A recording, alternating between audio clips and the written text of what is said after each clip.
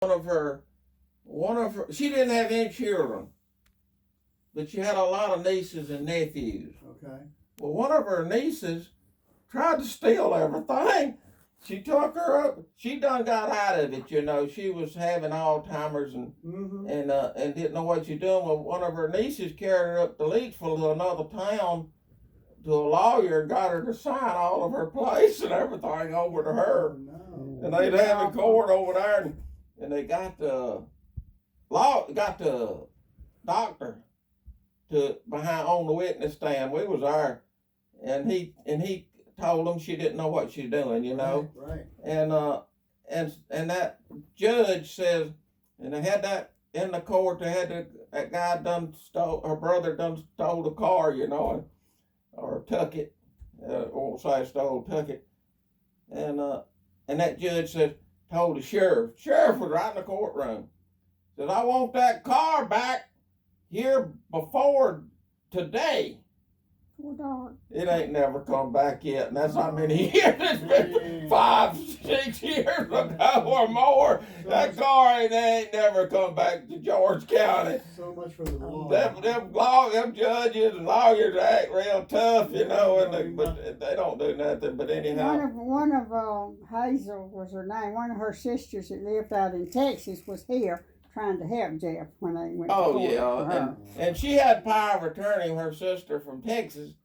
But then when it got really tough, and she needed her sister, you know that's the reason you give power of attorney to somebody.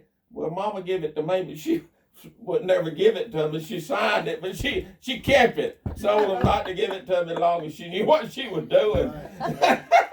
But anyhow, I never did see it. But anyhow, the one from Texas, whenever she needed her, see, that's the reason you give somebody power of attorney. When you get out of it, they're supposed to take over. That's right. But when she got out of it, her sister Pauline let her brother and that niece take over, and she didn't fight it, see. Yeah. But, I mean, that's the way that didn't work like it was supposed to.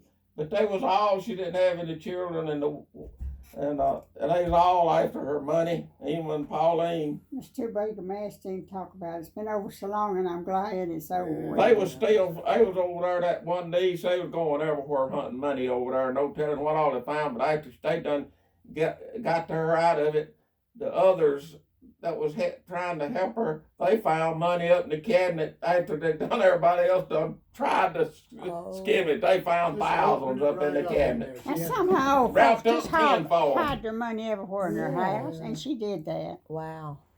Well, it's time for coffee, ain't it? He wants to hear a story. We was talking about a story you told us when we was here. I don't know how long it's been. About, I don't know, somebody you camped with or somebody you knew at a campground or something. And they called the boy Junior or James or something. Junior. Do you remember? That was a hilarious we was trying to think of the story and we can't remember it. About when he's gonna name his son? Yeah, you had told us that story. That was in Arkansas. That was in Arkansas where. Do you remember that? Well, but Junior, he run the merry-go-round. The country, I mean, he had snaggle teeth, you know. He had to, and Mickey and them was out there, and he said that Junior had summer teeth, and I never heard that before. I said, Mickey, what you talking about, summer teeth?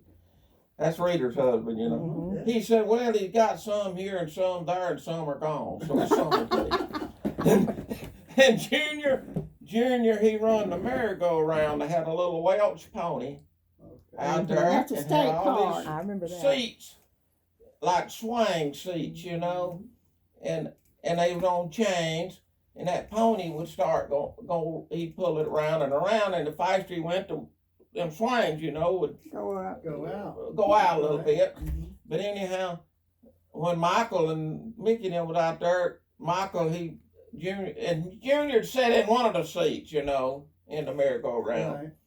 And so he showed Michael how to do it. Michael run it for him while he was out there. 10 or 11 years He old. was just a young one, and he'd run the merry-go-round for Junior to come over and watch us square danks and clog and stuff like that at the music, you know, at right side of that. And Mickey asked Junior, said, Junior's just sitting over, you know, now watching like us, just watching everything and watching us dance and at the state park, you know.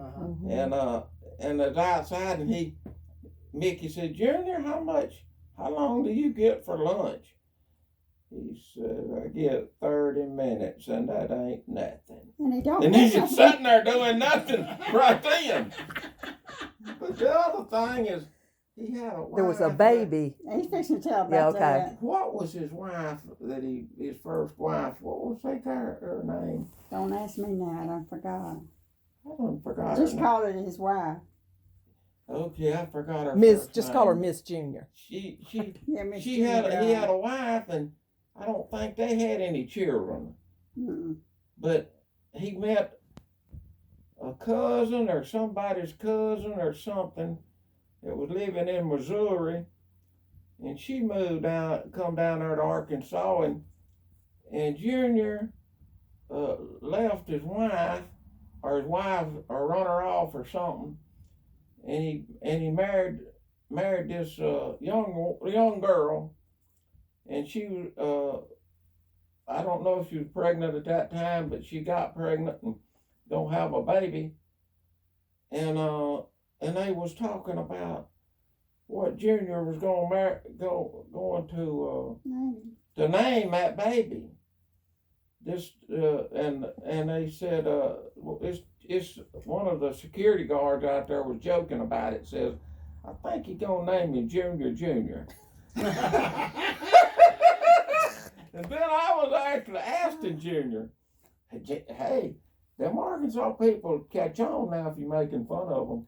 And sometimes I'd get in trouble, you know. Uh-huh. But because He's a troublemaker. they don't want you making fun of them. Ooh, no. And so I was talking to him one time, and I said, Junior, what did you name that boy? He says, I named him Sammy Jr. I says, oh, you did? Yeah. I said, well, your name must be Sammy. You know, Sammy Jr. would add up, you know. He says, no. Says, Sammy is my cousin. My name is Junior. That's actually happened. Now, this is straight stuff. And oh man, it's something we could tell you for hours. That James that you're talking about, he was a nice man. He Oh yeah, they got a lot of fun. First Baptist Church down there, and that's where we would go sometimes, and we knew a bunch of people that worked out there from that church, and he always wanted to get around and talk to us. Mm-hmm. You know, the strangest thing, out there of all those people, we never did go around and tell everybody that we was Christians. Mm-hmm. But everybody knew it, Mm-hmm. and they respected us. Right. Yeah. From And, your we actions. had even one man that called the squares that loved me and Jeff and taught him how to call them squares. Mm-hmm. We come in out there after we'd been home one time, and he went up to Jeff, and he was 70 years old at that time. Yeah. He came up to Jeff at the folk center. There's 1,000 people can sit in there now. So he came up there where we was sitting and sat down by Jeff and told him, said, Jeff, while you was gone, I got baptized. Oh. Yeah, he did. I He told me said, what Baptist I mean, church that you was went to, and just- I knew where it was at. yeah, he told us all about it. And it just makes chills go over just thinking about it right now. But see, we didn't say now Kermit was his name. You need to go to church or you need to get saved and all this. That you can live it and they can see it. Mhm. That's always been my Right. philosophy. Mm-hmm.